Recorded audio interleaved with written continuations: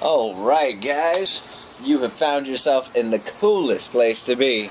That of course is part of the rounds and being part of the Brew There Drank That family. This means that my name is Glenn and it's time for my favorite part of the day. Today we're swinging out to Boulder, Colorado to check out somewhat of an institution out there. You guys may probably have heard of him. This is Avery and this is Joe's American Pilsner. Kind of a nice change of pace for us.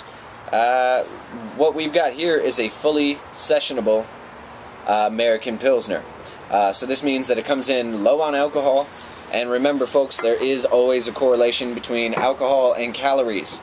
So for those of you out there who refuse to drink shit beer and want to know how you can save some calories, my advice is look into session beers.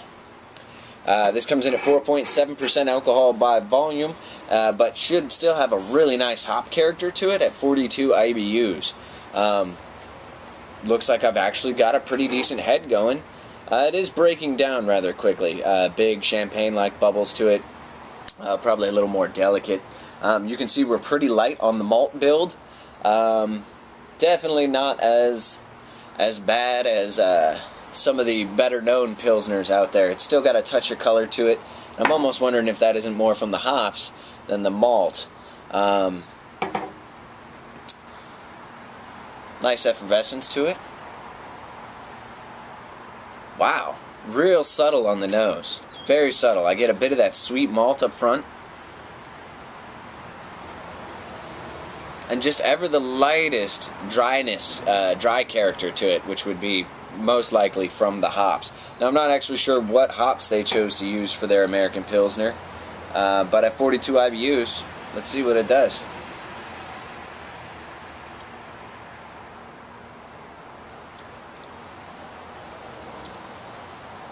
That's really, actually I like that. Very light, hop forward.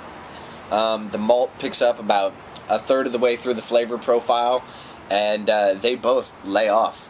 By the end, that is a super clean finish, like almost a New Belgium brewing company clean finish, like really clean.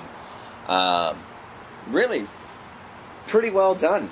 And on days when you're going to be sweating, you know, a liter an hour, you don't have to feel bad about having a couple of these and enjoying yourself. The only complaint that I have about this beer is the price point.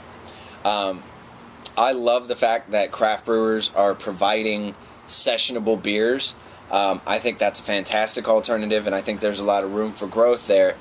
But what I have yet to hear a brewery posit a respectable answer about is why for session beers are they still charging so much more than they would for other beers. At this same price point, I could have easily picked out a double IPA coming in at almost 9% alcohol by volume, 72 IBUs, probably would have had 3 or 4 different malts in it.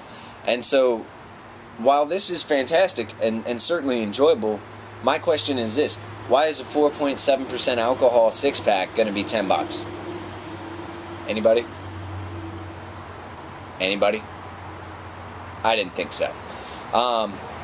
So, that being said, to the breweries, I say, hey, square yourselves up. Get right with us. Session beers are awesome, but don't make us pay high-grav prices for session beers. You know what I mean?